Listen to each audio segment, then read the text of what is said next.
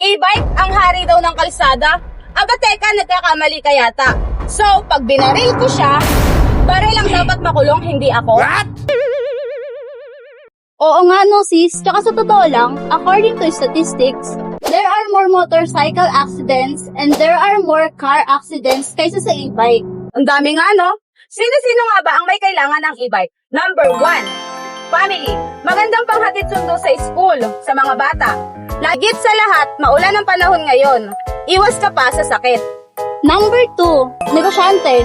Ikaw ay may negosyo at malapit lang naman ang pupuntahan mo kaysa gumastos ka ng 12,000 a year sa gasolina, dito ka na sa e-bike dahil 2,000 lang ang magagastos mo sa kuryente, kaya naman nakatipid ka ng 10,000. At number 3, sa mga senior citizen dyan, makakabisita kayo at nakakagala kayo sa mga amigos, amigas, at sa mga apo ninyo.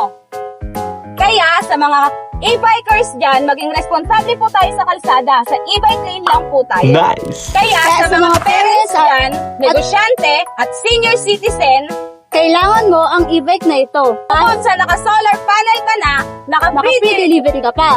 dito lang yan sa JD Super E-Bike.